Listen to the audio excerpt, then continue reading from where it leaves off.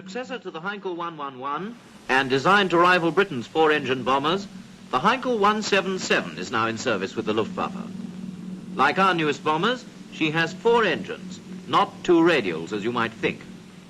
Each nacelle conceals two inline engines geared together and contained in the wing. Each of these nacelles has a flat-fronted radiator. That's how you get the radial engine effect. She was primarily designed for use against shipping.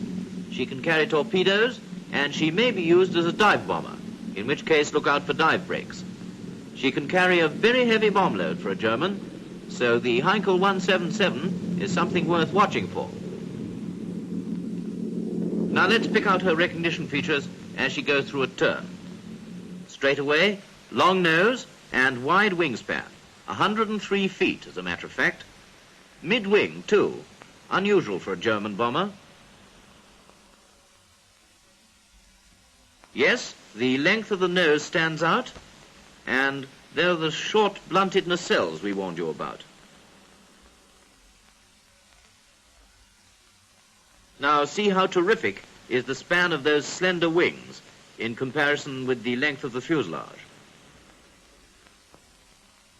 Squared off tail plane, large single-finned rudder squared off too. Rear gun position also, another unusual point for a Bosch product. Plenty new and plenty to pick her out by.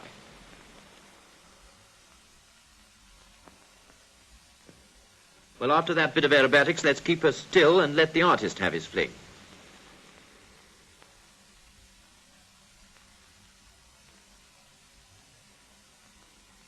Blunter nose than the old Heinkel. Yes, that's right. Gun turret on top and a nice bulge of a gondola underneath. Straight top to fuselage. Underside curves up to tail. Quite a slim fuselage for a heavy bomber. Large squared or finned rudder. Yes, a Heinkel bite out of it. Gun position at the tip of the fuselage. Our artist seems to be quite at home with the Heinkel 177. But are you? Well, let's come in close and get him to help us again. Very round nose with gun turret offset and gondola underneath. Mid-wing and yet German. One more blow for those who rely on rules. Slight dihedral from those apparently radial engines. Remember, two engines only as far as recognition goes. Tail plane out of sight, but fin and rudder very much in sight.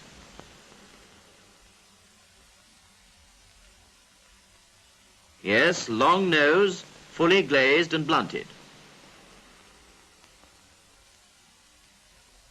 And see the effect of a straight center section on that trailing edge.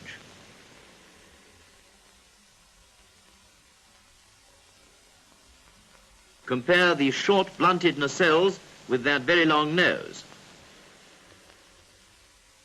Take another look at the offset turret while we've got it nicely in view.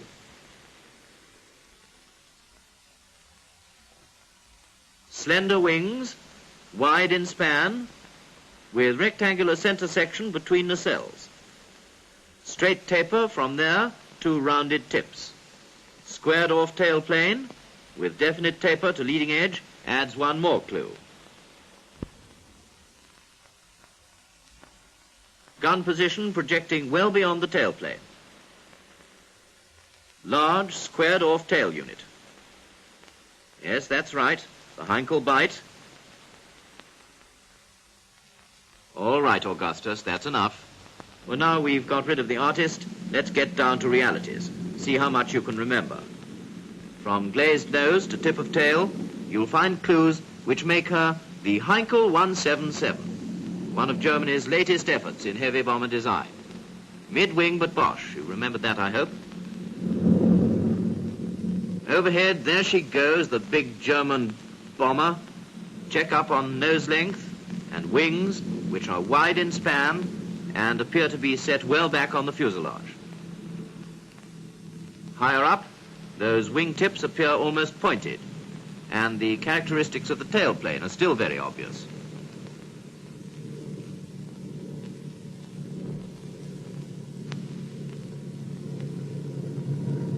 Closer inspection again shows up the gun position beyond the tailplane.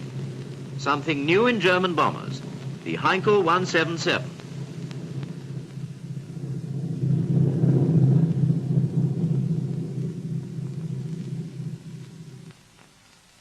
So a mid-wing monoplane with blunted glazed nose, long in plan view compared to those two short phony radials, squared off fin and rudder with characteristic Heinkel bite. It's a Heinkel 177.